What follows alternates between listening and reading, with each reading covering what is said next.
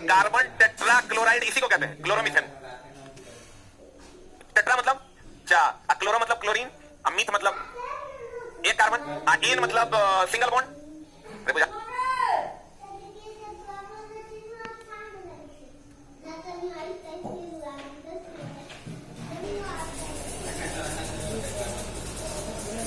Hello, चलो गौर फरमाइएगा। पिछले class में हमने द्विविस्थापन अभिक्रिया के बारे में बात किया था। देखो अभिक्रिया मेनली कुछ होता नहीं है, उसको पढ़ने की भी जरूरत नहीं है। सच पूछो तो अभिक्रिया खुद कहता है हम आंसर है हमारा। ठीक है, अब जैसे एकल विस्थापन है, ठीक है, नाम से ही क्लियर है। अमित कुमार यादव कभी महतो जी होगा, नाम ही कह रहा है यादव है, बोल रहे अरे वो महाराष्ट्र वाले जो होंगे ना उनको एक बार ऊपर बुला लेना, बोलना क्लास में बोले सर बैठने के। देखो हम अगर कहते हैं माई सेल्फ अमित कुमार यादव, हम चला महतो जी हो सकते हैं? कभी नहीं हो सकते, नेवर भी। तो चला वो सच पूछो तो साइंस में, आर्ट्स में नहीं, साइंस में हर वर्ड का एक अपना मीनिंग है जिसको लाइन में लिख दिया जाता है। इस तरह देखो इसकी गहराई को समझना।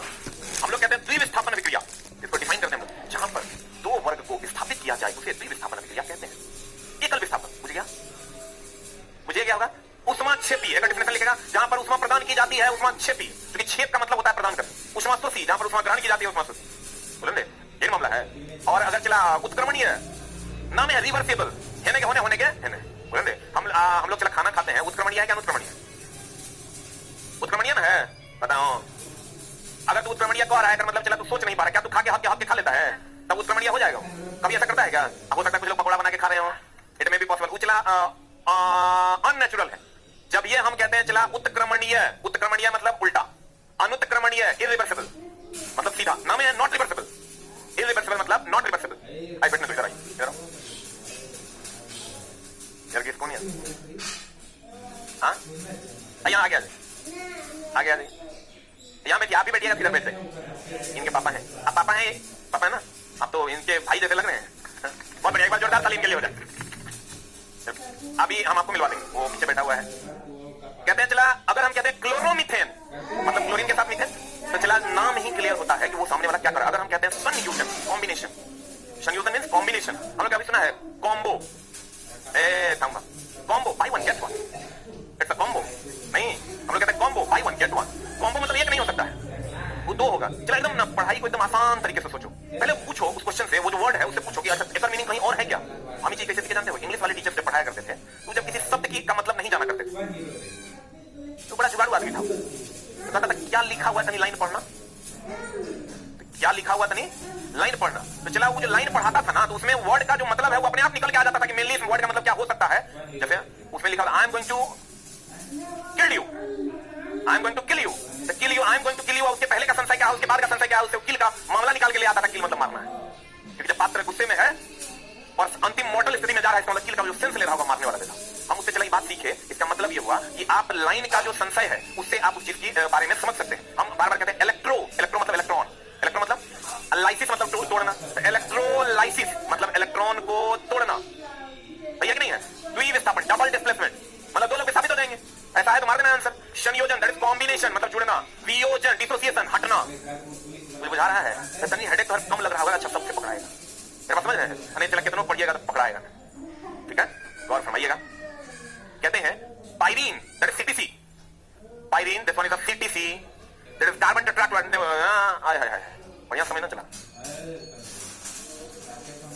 जैसे हम सिर्फ एक चीज की बात करते हैं, PCl4 है ना, चला इसको हम लोग कहते हैं क्लोरोमीथेन,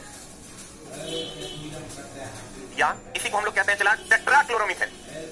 ध्यान देना, टेट्राक्लोरोमीथेन, टेट्राक्लोरोमीथेन, ध्यान दो। Tetra that means 4। अब कहीं पर भी टेट्रा लिखा है तो दिमाग में आ जाना चाहिए कितना अच्छा। Tetrachloromethane that is an, single bond ene means alkene, alkene means CnH2n+2, you know, tetrachloromethane, and this is also called acidity. Carbon, that is carbon tetrachloride. This one is the carbon one, this one tetra one, this one chloride one, this one same same चीज written by different manner. Carbon tetrachloride, tetrachloromethane, same चीज ना. What is the difference? लेकिन चला जब तुम्हारे exam में पूछ लेगा ना, तो तू एक अगर तू नॉर्मल रट्टा मार के गया है तो तू रट्टा मार के गया है क्या कार्बन टेट्राक्लोराइड से बिजली की आग बुझाई जाती है? स्टेटमेंट दे देगा क्या? कार्बन टेट्राक्लोराइड नहीं देगा, सीटीसी नहीं देगा, देगा तुमको टेट्राक्लोरोमीथेन. तो अरे मास्टर ये तो पढ़ नहीं किया, वो से नहीं देगा. तो CCl4 दे देगा ऑप्शन में. ऑप्शन लिखने वाले को उतना बड़ा ऑप्शन लिखता नहीं है, सीधा टाइप करेगा CCl4, CCl3, CCl3, CCl4, Cl वगैरह वगैरह वगैरह वगैरह. तो तुमको सारी चीजों की जानकारी होनी चाहिए. That means this pyrene is also called as, ये जो पायरीन है ये CCl4, this is also called as chloromethane, this is also called as tetrachloromethane. सही है गलत है? गलती है? कहां गलती बताओ? सही है ना? तो जल्दी से लिख ना दीजिए कहां कर रहे हैं आप, जल्दी से लिख दीजिए. कृपया आपस में बात ना करें. भाई उत्तर प्रदेश मुझ पर हम नोच देंगे, मैं तो पढ़ने पर ध्यान दो. खाना पीना खाए आप लोग? कहां खाए? यहीं खाए स्टेशन पे? अच्छा, गुप्ता होटल. खाना अच्छा खिलाया हो? नहीं, महाराष्ट्र में तो इधर का खाना अच्छा है. यहाँ बिहारी सब जो है ना भात खाता है देसी, समझे? भात जैसा बिहार में लोग खाता है चला, ये खाना कोई नहीं खाता है धरती पर. महा मतलब पेट निकलने वाला खाना, ये मतलब महा घटियागिरी खाना. लोग साउथ में बहुत अच्छा खाते हैं. साउथ का भी इडली विडली खाओ, कुछ नहीं होगा. यहाँ तुम कभी उधर साउथ में किसी एयरपोर्ट पे उतरो या रेलवे स्टेशन पे, वहां तुमको स्लिम फिट लोग मिले. एक बार पटना जंक्शन पे उतर जाओ, यूं पेट वाला आदमी सब मिले. भात दिया जा रहा है. कहते हैं सबसे अधिक मीठी शर्करा कौन सी होती है? चला फ्रुक्टोज. जैसे चला शर्करा, व्हाट इज शर्करा? शर्करा नहीं, शर्करा मतलब लोग चीनी क्यों समझ लेते हैं भाई? शर्करा नॉट मीन्स चीनी, समझो. चला कार्बोहाइड्रेट सुना है? सुना है? कार्बोहाइड्रेट में कौन कौन आता है? चला ग्लूकोज, फ्रुक्टोज, लैक्टोज, माल्टोज, ये सब क्या है? कार्बोहाइड्रेट. बोलन दे. एक कार्बोहाइड्रेट जो है is the insulator of electricity, विद्युत का कुचालक है जितने भी कार्बोहाइड्रेट. और स्क्रीन का नाम सुना है? बिना चीनी का चीनी है. बिना चीनी का चीनी क्यों कहते हैं? जिन लोगों को शुगर होता है, जिनको शुगर का प्रॉब्लम है, वो चला चीनी नहीं खाते, ग्लूको C12H2211 नहीं खाते, वो लोग सक्रीन खाते. सक्रीन मीठा तो लगता है लेकिन वो चीनी नहीं. मीठा तो लगता है लेकिन वो चीनी नहीं है. आप देखिएगा अगर कभी KFC वगैरह में जाइएगा तो आपको वहां दो प्रकार का कोक दिखता हुआ नजर आएगा. कोका कोला वहां दो टाइप का दिखता है, एगो विथ डाइट, एगो विदाउट डाइट. तो डाइट वाला जो लीजिएगा तो उसमें चीनी रहेगा. अब विदाउट मतलब विथ डाइट अगर लीजिएगा, अगर डाइटिंग पे हैं, आप चाहते हैं मेरा पेट नहीं बढ़े, तो आप विथ डाइट लीजिएगा, उसमें चला चीनी की मात्रा नहीं होगी, उसमें सक्रीन डाला हुआ है. ये जितना तुम आप सुनते हो ना, इतना पकड़ पकड़ छोड़ दो. ग्लूकोज, फ्रुक्टोज, माल्टोज, लैक्टोज, जितना भी आप सुन रहे हो ये सब शर्करा है. ये सब क्या है? शर्करा ही कार्बोहाइड्रेट है. कार्बोहाइड्रेट ही शर्करा है. और शर्करा का ये सब क्या है? पार्ट है. जितने भी कार्बोहाइड्रेट हैं, ग्लूकोज, फ्रुक्टोज, माल्टोज, लैक्टोज, ये सब विद्युत के कुचालक है. लिखिएगा एक लाइन लिखिएगा. कार्बोहाइड्रेट, कार्बोहाइड्रेट, फिर ऑब्लिक लिखिएगा शर्करा, फिर छोटी ब्रैकेट में लिखिएगा ग्लूकोज, फ्रुक्टोज, माल्टोज, कैलेक्टोज. कार्बोहाइड्रेट, शर्करा, ग्लूकोज, फ्रुक्टोज, माल्टोज, कैलेक्टोज विद्युत के कुचालक, विद्युत के कुचालक है. This the insulator of electricity, विद्युत के कुचालक है. अब देखिए सबसे अधिक मीठी शर्करा कौन है? चला फ्रुक्टोज. जितना ग्लूकोज, फ्रुक्टोज, माल्टोज जितना भी है, सबसे मीठा कौन है? इन्वर्टेड नाम का एंजाइम जो है, गौर फरमाइएगा, इन्वर्टेड नामक एंजाइम शर्करा को ग्लूकोज और फ्रुक्टोज में क्या करता है? परिवर्तित करता है. फिर आते हैं चला जाइमेज एंजाइम के बारे में भी तुरंत हम आपको पढ़ाए थे, याद कीजिए. किनोन अभिक्रिया याद है? हम बोले थे C6H12O6. इसके ऊपर में चला जाइमेज एंजाइम दे दीजिए. जाइमेज एंजाइम में क्या होगा? ये बना देगा C2H5OH plus CO2 plus H2O. याद है? ये चला जो जाइमेज एंजाइम है, इसका काम क्या है? Glucose is converted into ethyl alcohol. क्या करता है ये? ग्लूकोज से इथाइल अल्कोहल में बदलता है. जब इथाइल अल्कोहल में बदलता है, साथ में कौन सी गैस निकलती है? Carbon dioxide. बोलो ना. कहते हैं चला कि जाइमेज नामक एंजाइम ग्लूकोज से इथाइल अल्कोहल तथा CO2 में परिवर्तित करता है. और ध्यान रखिएगा, आपको कहेगा ये कौन सी विधि है? किनोन. इंग्लिश में इसको कहते हैं फर्मेंटेशन. इंग्लिश में क्या कहते हैं? फर्मेंटेशन. अब चला गौर फरमाइएगा, कहते हैं सक्रीन जो है, हम बोले थे सक्रीन, ये शुगर नहीं है, नॉन शुगर, शुगर फ्री है. जो हम लोग कहते हैं sugar free biscuit, sugar free chocolate, sugar free मिठाई. तो चला मिठाई भी आता है शुगर फ्री, खाने में होता है टेस्टी, इसके जैसा नहीं लगता. नहीं आपको कभी बार आप देखिएगा चला कि हम लोग कहते हैं तुरंत शक्तिदायक, कोई नहीं ऐसा. ग्लूकोन डी जैसा सुना है? तो क्वेश्चन आता है, बताइए कौन सा ऐसा कार्बोहाइड्रेट है जो तुरंत शक्ति देता है? लड़का का कभी पढ़वे नहीं गया छोटा. Glucose, that is C6H12O6. लिख लो एक लाइन, लिख लो, ना तो खून कर देंगे. लिखो जल्दी. लिखा है? लिखेगा तुरंत ऊर्जा देने वाला शर्करा ग्लूकोज है, तुरंत ऊर्जा देने वाला शर्करा ग्लूकोज है, तुरंत ऊर्जा देने वाला शर्करा कौन है? ग्लूकोज है। कौन चला? क्लियर है? सबसे जल्दी कौन देगा चला तुमको एनर्जी? ग्लूकोज। इसीलिए तो कहते हैं तुरंत शक्तिदायक कोई नहीं है ऐसा, ग्लूकॉन डी। वो जो डी है ना चला वही कंपनी का नाम है, बाकी ग्लूकोज तो ग्लूकोज है, वो तो तुरंत शक्ति देवे करता है। वो क्या करता है चला कि कुछ मात्रा में शुगर ले लेता है, उसमें अधिक मात्रा में ग्लूकोज मिला देता है और ग्लूकोज मिला के उसको जो है चला सबको परोस देता है, कहता है देखो इसको पियोगे तुरंत ऊर्जा आ जाएगा। ये तो चला नॉर्मल आदमी तो जानता ही नहीं है कि ग्लूकोज पीने से तुरंत ऊर्जा आता है। वो ग्लूकोज खाली तुमको दे रहा है जिससे तुमको तुरंत क्या मिलता है? ऊर्जा। हम लोग पहले जब क्रिकेट खेला करते थे तो पुड़िया में ग्लूकोन डी रखते थे कि खा लेंगे ना छक्का जोर से मारेंगे तुरंत ऊर्जा आएगा, लेकिन चला जोर से मारने के चक्कर में आउट हो जाते थे, ठीक है? वो कहीं छुपा के खाते थे, कहीं अंपायर देख लेकर मामला गड़बड़ हो जाएगा, ग्लूकोन डी खा क्या रहा है बीच में, नार्को टेस्ट हो जाएगा वहां। तो चला ग्लूकोन डी तुरंत शक्तिदायक वही नहीं ऐसा। और सब विद्युत का क्या है? कुचालक। ग्लूकोज, फ्रुक्टोज, माल्टोज, गैलेक्टोज सब विद्युत का कुचालक। फ्रुक्टोज सबसे अधिक मीठा है और ग्लूकोज तुरंत ऊर्जा देता है। लेकिन चला तुमको अगर कहेगा बताओ ऊर्जा कौन देता है, तो ऊर्जा देता है दैट इज कार्बोहाइड्रेट, और सबसे अधिक ऊर्जा देता है दैट इज वसा, that is fat. Fat is also type of carbohydrate. बोलेंगे 9.122 कैलोरी प्रति ग्राम देता है। तो चला ये वो चीज आप देखे हैं, अभी आप गौर कीजिएगा, जब आप रोटी खाने लगे, क्या खाने लगे? आप रोटी खाने लगी है तो आपको लो फील होगा, मतलब लगेगा हाँ भाई आप चावल खा लीजिए, लगता है कि बच जाएंगे। हम लोग तो चला आदत ऐसा है मतलब एक दिन चावल नहीं खाए अगले दिन शायद ही पृथ्वी पर रहे, ठीक है?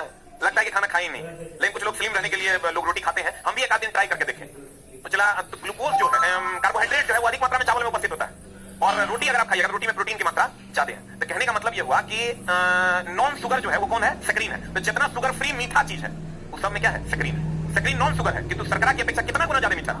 500 गुना ज्यादा मीठा। मतलब शर्करा मतलब क्या? चीनी, उसकी अपेक्षा कितना गुना मीठा है? 500। फिर कहता है N2O का नाम तो सब सुना होगा, लाफिंग गैस सुने हो कि नहीं?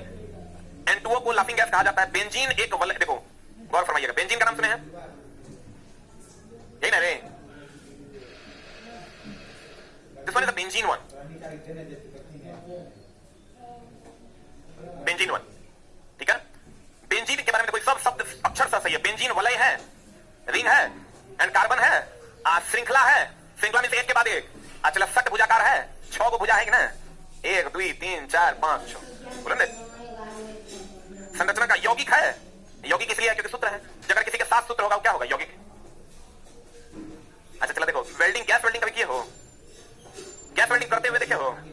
गैस वेल्डिंग में आप एक चीज गौर कीजिएगा, जिस वेल्डिंग में चला गैस वेल्डिंग में आप एक चीज गौर कीजिएगा कि वहां जो गैस होता है वो एसिक्लीन गैस होता है।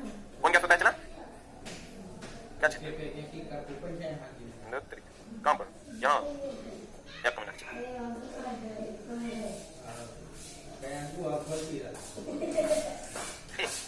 चेक देख लो क्या चीज का है, तुम लोग को लगता होगा ना। देखो बिजली बिल है, गिन लो, 2 लाख रुपए का बिजली बिल है पिछले 31 दिनों, ठीक ना? हाँ, क्योंकि इस महीना में उसमें काम लगा हुआ था तो ड्रिल मशीन वगैरह चला होगा, तो 25-30 हजार रुपए उसका एक्स्ट्रा है, 9.5 रुपए यूनिट, ठीक है? देख लो तुम्हारे सामने में है बिजली बिल है, उसी का ये डीडी बनेगा और चेक जमा।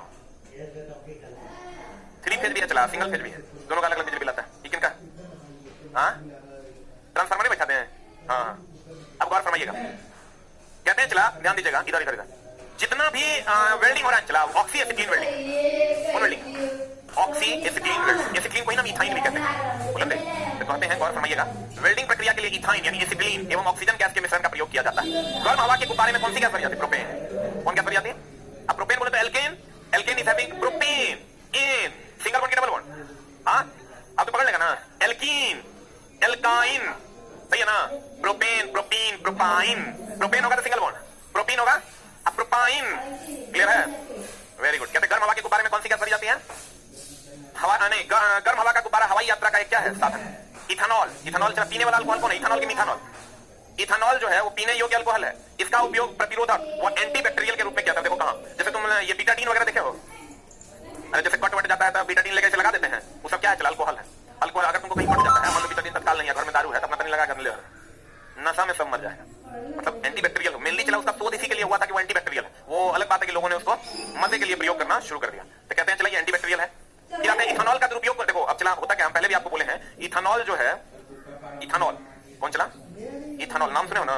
हम लोग जो पीते हैं इथेनॉल की मीथानॉल, इथेनॉल ना, तो चला ध्यान दीजिएगा, इथेनॉल जो अभी हम लोग पीते हैं ये तो चला पीने वाला है, कौन वाला है? अब मीथानॉल जो हम लोग नहीं पीते हैं ये जहरीला है। तो चला लैब वगैरह में क्या किया जाता है? लैब में तो इथेनॉल का प्रयोग किया जाता है, तो वहां पर वो लोग क्या करते हैं ना कि ये इथेनॉल उनको रखना है, इथेनॉल तो रखवे करते हैं C2H5OH, तो इसको चला 100% इथेनॉल नहीं रखते, नहीं इसलिए रखते हैं कि लोग पानी मिला के कहता है वो करेगा, मामला गड़बड़ा जाएगा। इसमें चला लिख दिया जाता है भैया इसमें मिथानॉल मिला हुआ है, उस पर लिख देता है इसमें मिथानॉल भी मिला हुआ है ताकि इसका सेवन न करें। अब चलो तुम समझो कि जो बियर वगैरह पीते हैं उसमें 8% के आसपास का अल्कोहल है, बहुत हाई लेवल का दारू अगर 12%, कितना परसेंट? तो 12%। ये अल्कोहल जो लैब में रखा हुआ होता है 100% होता है, 100% होता है। नमक दे तो खुलेगा नहीं, नमक जैसे डालोगे ना वो खुलेगा नहीं, क्यों? क्योंकि नमक जो है हाइड्रोकार्बन में घुलता नहीं, तो नहीं खुलेगा। चीनी डाल दोगे नहीं खुलेगा, खुले नहीं, जैसे डालोगे वैसे रह जाएगा। तब समझ लो 100% क्या है अल्कोहल। वो तो चला एक मुन्ना इधर के 2.5-3 लीटर, बात बराबर है।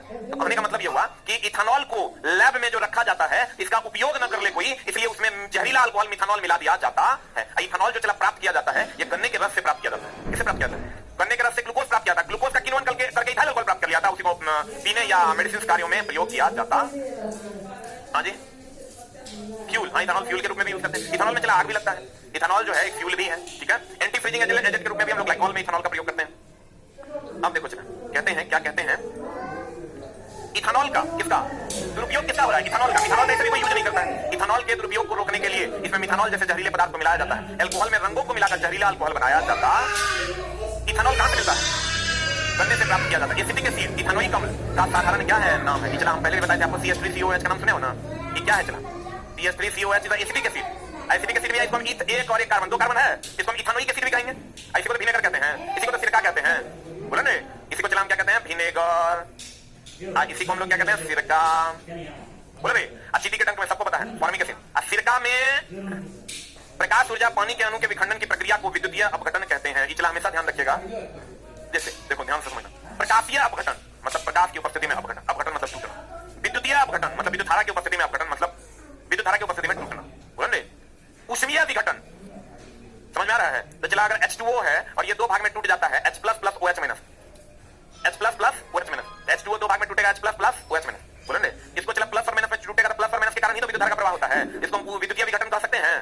बोले ना लेकिन ऐसा नहीं है कि तुमको पूछिए देगा, लेकिन अगर पूछ दिया तो कहता है, गौर फरमाइएगा, प्रकाश ऊर्जा में से पानी के अणु के विखंडन की प्रक्रिया को कौन विघटन? विद्युतीय विघटन। या विद्युत धारा से भी होगा तो उसको विद्युतीय विघटन कहें। अब चला लवण की बात करते हैं। लवण की बात ऑलरेडी हम लोगों ने कर लिया है। बताइए क्या हुआ है लवण की? हमारा आपका बात, अम्ल जब क्षार से अभिक्रिया करेगा तो लवण प्लस जल बनाए, यानी जब एसिड जो है वो बेस से अभिक्रिया करेगा तो सॉल्ट प्लस वाटर बनाएगा। हम चला एक बात बताए थे आपको, याद कीजिए, धातु जब अम्ल से अभिक्रिया करेगा तो वाटर नहीं देगा, हाइड्रोजन गैस देगा। याद है ना? भुलाना ना है मेरा बात। धातु जब अम्ल से अभिक्रिया करेगा कौन गैस देगा?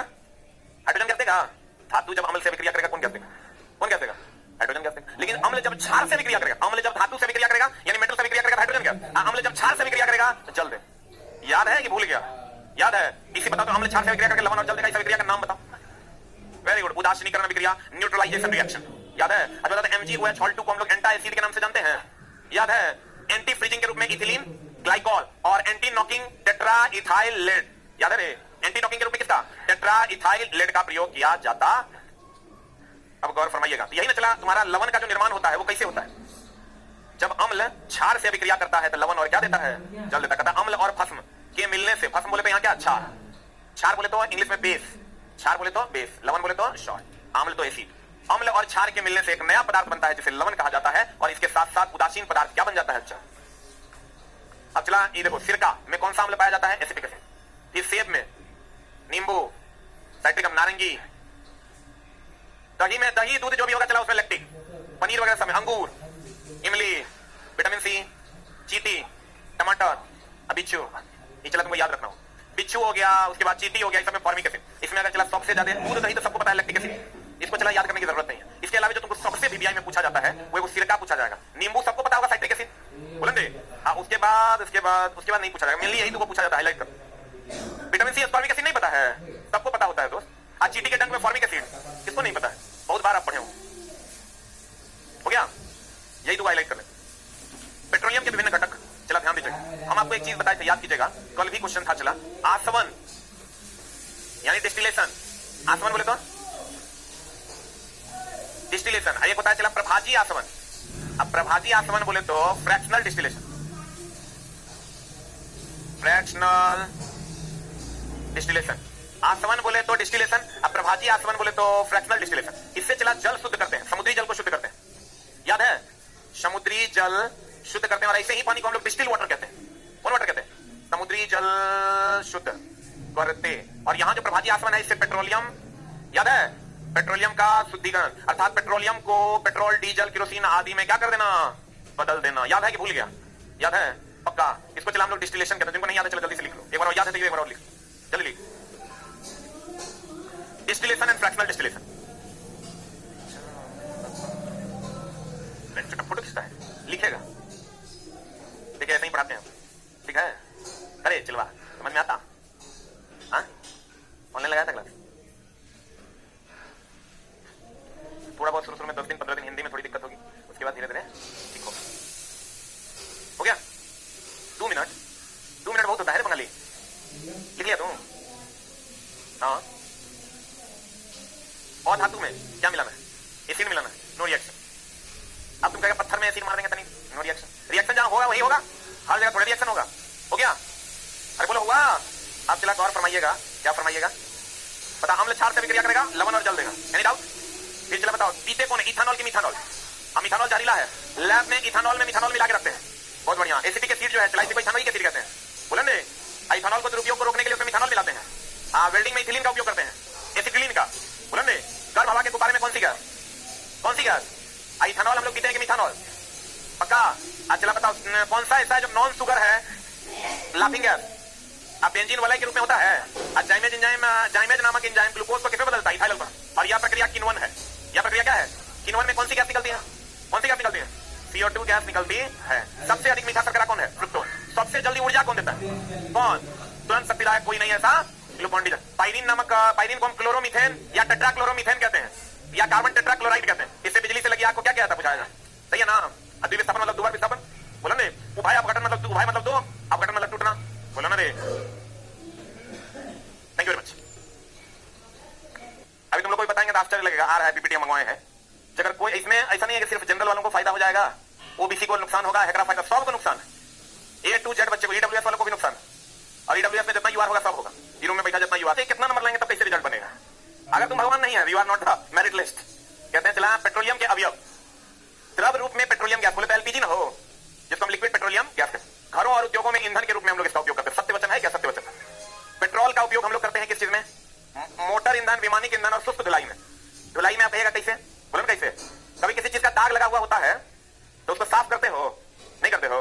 हम केरोसिन डाल करके, पेट्रोल डाल करके, तो चला उसका पृष्ठ तनाव चूंकि बहुत कम होता है इसलिए वो बहुत आसानी से फैल जाता है, उसको हम लोग साफ कर पाते हैं। मिट्टी का तेल, स्टोव में, लैंप में, जेट वायुयान के लिए ईंधन में, डीजल, भारी मोटर वाहनों के विद्युत, भारी मोटर वाहन में डीजल की पेट्रोल, स्नेहक तेल, स्नेहक तेल का काम क्या है? स्नेहन करना ना, बोले ने? Grease, Vaseline, petroleum jelly, paraffin, मोम, ये सब का काम है चला किसमें? औषधि में। पिरचन क्या होता है जानते हो? फिसलन में। फिर एसफॉल्ट या टार, इसका उपयोग पेंट और सड़क निर्माण आदि में, मलहम वगैरह में किया जाता है।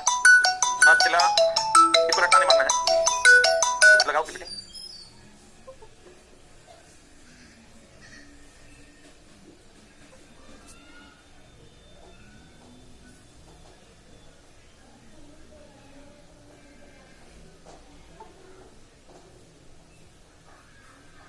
देखो चला, अगर मान लो तुम ओबीसी है, कितना लोग ओबीसी है?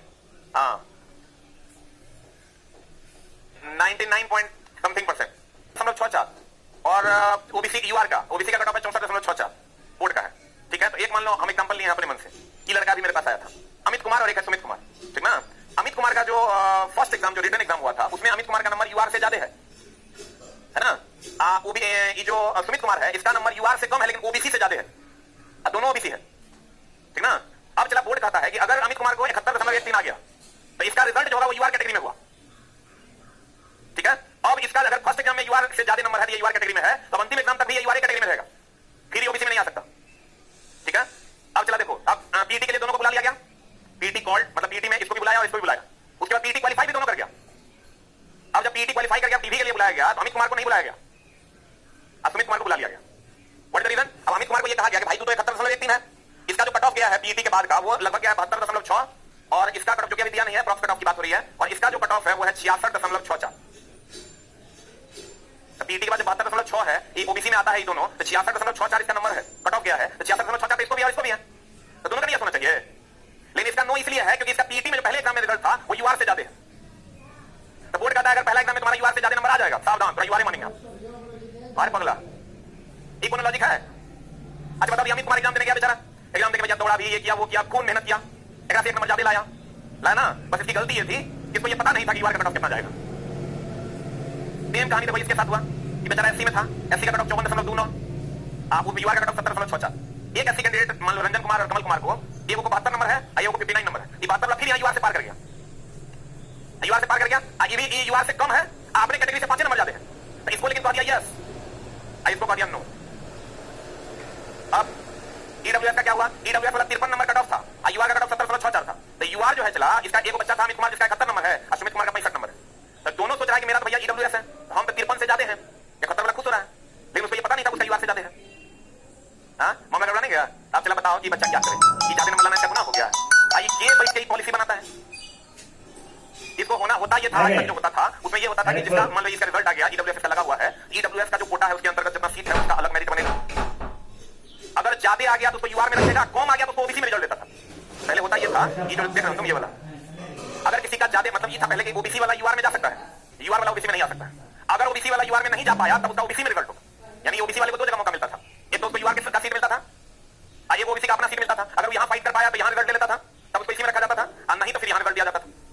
लेकिन अब नहीं, हनीमूनी हमने जानी, अरे पगला, ये चला एकदम गलत पॉलिसी है, कौन बोर्ड नहीं, सब बोर्ड का यही मामला है। इसके लिए लेकिन नोटिस आया था, लेकिन नोटिस ऐसा हो जाएगा कि आज पता चला घोर अन्याय में है, कैसे पता चलेगा कितना नंबर लाना है। अब चलो वैसे बहुत सारी बातें हैं जो इसकी निकल कर सामने आएगी, अभी तो बात हो गया है, तो बहुत सारा बातें हो सकता है कि जो मेरे पास बच्चे आ रहे हैं, लेकिन मामला यही है कि सब लोगों ने वीडियो भी बनाया, मामला यही है, हम तो पीटी का जो हुआ है वो भी देखें, और ऐसा भी नहीं है उसने क्रिमिनल भर दिया था, नॉन क्रिमिनल भरा हुआ है, फॉर्म भरने का भी चला इसको है, फॉर्म अगर सही से नहीं भराएगा तो मामला हो जाएगा गड़बड़, इसलिए हम अपने यहाँ के बच्चों का फॉर्म भरने के लिए हम अपने यहाँ ही व्यवस्था किया। अब जब भी कभी फॉर्म आएगा तो ये 2 जेड का फॉर्म हम अपने यहाँ ही भरवाएंगे, मतलब आप तुमका पैसा लीजिएगा, तो मार्केट में तो अगर 70 टका लेगा, यहाँ 50 टका भरवा दें, और सारा फॉर्म मेरी निगरानी में भराएगा, हम उपकर अपना से ट्रेंड करेंगे तब फॉर्म भराएगा। चलो आप कितना सारा बच्चा है जो लौट के आया है, क्रीमी नॉन क्रीमी में तो मान का समय इतना गया है कि कहने सुनने से था, अब पता चला 8+PO भर रहा था, 8+PO का था पुतना, मान लो उसका घर का पुतना, ये लिया 8+PO पटना, उतना पटना हो गया, बिहार पुलिस में सुनवे नहीं करता, जाना कभी नाम में और एक जगह भी रहकर भगा देगा, कभी जाना आप बेचारा तो 8+PO तो नहीं सजेस्टेड लेटर में आ जाता है कि पुतना दिया नीचे पटना आया होगा, पुतना पटना पटना पुतना, अब चला चुतना कहते हैं। क्लोरोफॉर्म, कुछ महत्वपूर्ण तथ्य चला जिसमें है क्लोरोफॉर्म, गौर फरमाइएगा क्या है क्लोरोफॉर्म। क्लोरोफॉर्म क्या है चला, बेहोशी की दवा है, क्लोरोफॉर्म बेहोशी की क्या है दवा है, इसको कहते हैं CHCl3 ना हो, इसमें चला जो अभी 3-4-5 को है, इसमें कुछ पॉइंट है जो हाईलाइट करेंगे, हम उसी को पढ़ना, बाकी को पढ़ने की जरूरत नहीं है। कहता है इसकी खोज लिविंग ने सन 1831 ईस्वी में की थी, नहीं याद रखना है, हम जो कहेंगे हाईलाइट करना उतने पढ़ना। क्लोरोफॉर्म प्रकाश की स्थिति में ऑक्सीकृत होकर विषैली फॉस्फीन बनाता है, पीछे ही हम तुमको पढ़ा चुके हैं, बोलेंगे फॉस्फीन यानी कार्बोनिल क्लोराइड बनाता है, इसलिए इसे भंडारण के लिए पूर्णतः भरी हुई रंगीन बोतल में रखा जाता है जिससे इसमें वायु नहीं सूर्य का प्रकाश जा सके। यह सर्वप्रथम इसका उपयोग सैमसन ने निश्चेतक के रूप में किया, बाद में इसका प्रयोग शल्य चिकित्सा में किया गया, शल्य चिकित्सा मतलब ऑपरेशन वगैरह होता था ना, तो क्लोरोफॉर्म सुना के बेहोश कर दिया जाता था, बोलेंगे। यह वसा, अल्कलाइड, आयोडीन, रबर आदि के लिए विलायक के रूप में प्रयोग किया जाता है, इसका प्रयोग कीटनाशक के रूप में भी किया जाता है। वर्तमान में क्लोरोफॉर्म का प्रमुख उपयोग फ्रियोन प्रशीतक R22 बनाने में किया जाता है। क्लोरोफॉर्म को सूंघने से केंद्रीय तंत्रिका तंत्र अवगमित मतलब बेहोशी की हालत में चला जाना, काम ना करना, जैसे कहते दारू पी लेते हैं तो चला उस टाइम भी तंत्रिका तंत्र अवगमित हो जाता है, बेहोश हो जाता है, अवगमित हो जाता है, इससे संवेदी अंग बंद हो जाता है, मतलब हाथ पैर काम करना बंद कर देगा, इसलिए इसे निश्चेतक के रूप में प्रयोग किया जाता है। ये क्लेम में बस यही छोला है, क्लोरोफॉर्म एक निश्चेतक है जिसका फार्मूला CHCl3 है, इसको खुले हवा में नहीं रखते हैं, सूर्य के प्रकाश की उपस्थिति में फॉस्फीन बनाता है, कार्बोनिल क्लोराइड बनाता है और वो विषैला होता है, जो ऑलरेडी हम पीछे आपको बता चुके हैं। फिर हम आते हैं चला नेक्स्ट पर आइडोफॉर्म THI3, यह पीले रंग का विशिष्ट गंध वाला ऊर्ध्वपातित पदार्थ, चला ऊर्ध्वपातित पदार्थ का लिस्ट तुम जानता हो, ऊर्ध्वपातित पदार्थ किसको कहते हैं, जो ठोस से सीधे गैस में बने। ऊर्ध्वपातित पदार्थ की अगर बात करें, यहाँ आइडोफॉर्म के बारे में पूछा जाता है, ऊर्ध्वपातित पदार्थ की अगर हम बात करें, ऊर्ध्वपातित पदार्थ की अगर हम बात करें तो चला वैसा पदार्थ जो ठोस से सीधे गैस में बदल जाए, वैसा पदार्थ जो ठोस से गैस में बदल जाए, वैसा पदार्थ जो ठोस से सीधे गैस में बदल जाए, हम क्या कहते हैं ऊर्ध्वपातित पदार्थ। इसका एग्जांपल क्या क्या है चला, Kapoor, naphthalene, anthracene, naphthalene, anthracene, iodoform, anthracene और क्या चला आइडोफॉर्म, और बोलो अमोनिया, ये सब चला ऊर्ध्वपातित पदार्थ है।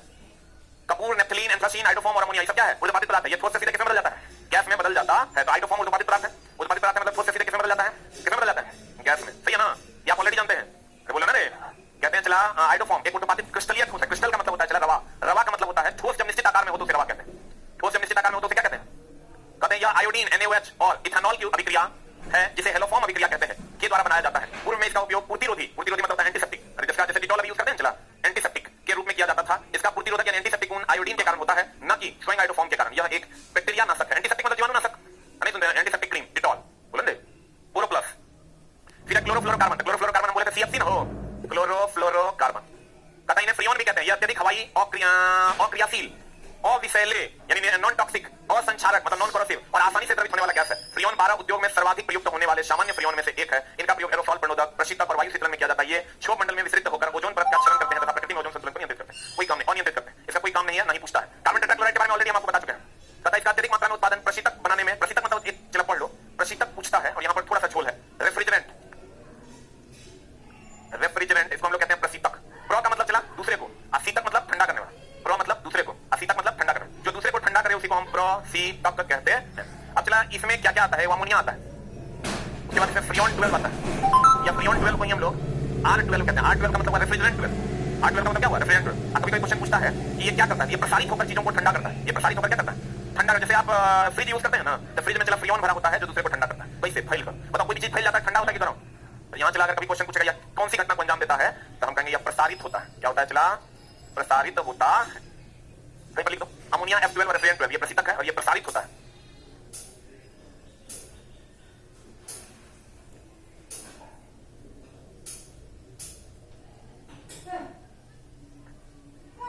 आगे में जगह है, फिर भी आप लोग पीछे बैठे खड़े रहते हैं।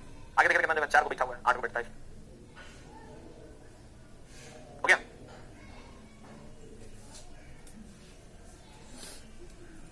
आप तुम लोग नौकरी लेने के लिए भगवान बनना पड़ेगा।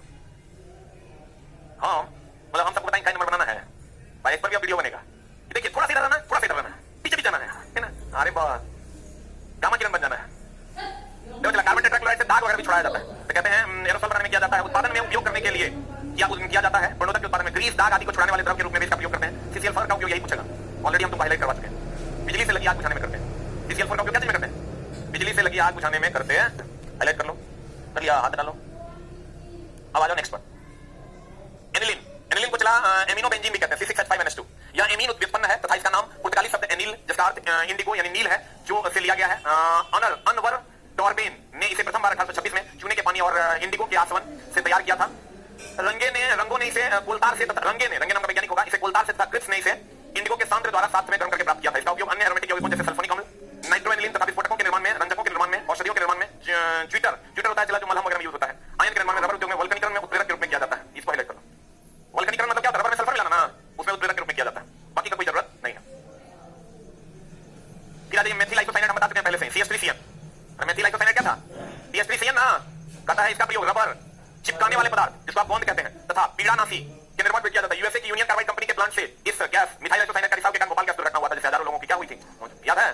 बेंजीन हेक्साक्लोराइड, डीएचसी पाउडर भी हम आपको बताएं जिसका नाम गेमेक्सेन है, लिंडेन है, यह एक कीटाणुनाशक है। कहता है गेमेक्सेन, बेंजीन हेक्साक्लोराइड और लिंडेन इसी का नाम है।